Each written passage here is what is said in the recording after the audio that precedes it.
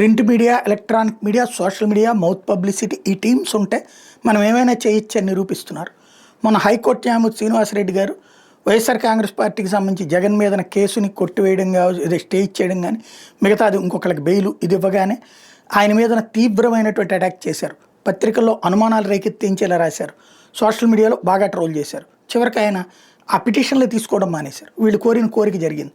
ఇప్పుడు అట్లాగే social media పోస్టులకు సంబంధించి ఒకప్పుడు ఏ న్యాయవాదులైతే అన్యాయం జరుగుతోంది, సోషల్ మీడియాలో పోస్ట్ పెడితే భావ ప్రకటన స్వాతంత్ర హక్కు, దాన్ని ఎట్టా భంగపరుస్తారు, దానికి కావాలంటే 41 నోటీస్ ఇవ్వాలి, అరెస్టులు చేయకూడదు, జైళ్ళలో పెట్టకూడదు, మ్యాజిస్ట్రేట్లు ఒక యాంత్రికంగా రిమాండ్ విధిస్తున్నారంటూ కోర్టులకు ఎక్కారు.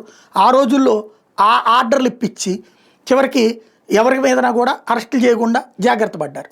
ఇప్పుడు అదే న్యాయవాదులు హైకోర్టులో పిటిషన్లు వేసి మొన్న ఏదైతే ఏడాది తర్వాతన వైఎస్ఆర్ కాంగ్రెస్ పార్టీ వాళ్ళని అనేక మందిని అరెస్టులు, జైళ్ళు, కేసులు పెడుతున్నటువంటి సందర్భంలో కోర్టు మ్యాజిస్ట్రేట్లకు అట్లా యాంత్రికంగా చేయబాకండి అని ఇస్తే ఇప్పుడు వీళ్ళు పిటిషన్ ఏంటి, ఏకంగా చీఫ్ జస్టిస్ దగ్గర జడ్జిలు ఇచ్చిన తీర్పుని ఆపేయండి, అట్లా అది ఒత్తిడి చేస్తున్నట్టు మ్యాజిస్ట్రేట్ల మీద, వాళ్ళని బ్లాక్మెయిల్ చేస్తున్నట్టు అని వీళ్ళు హైకోర్టుని బ్లాక్మెయిల్ చేస్తున్నారు. అంటే భావ ప్రకటన స్వేచ్ఛను చంపేయాలా, 7 ఏళ్లలోపు జైలు శిక్ష పడేటటువంటి కేసులో 41 నోటీస్ తీసుకోమని చెప్పి సుప్రీంకోర్టు చెప్తే అట్లా ఆదేశించలేదు, కోర్టు దగ్గరనే ఎట్టా కుదురుతుంది అని మాట్లాడుతున్నారు. ఇంతకుముందు కోర్టు ఇట్లాగే మాట్లాడినాయి కదా, అప్పుడు యాక్షన్ కూడా తీసుకున్నాయి కదా.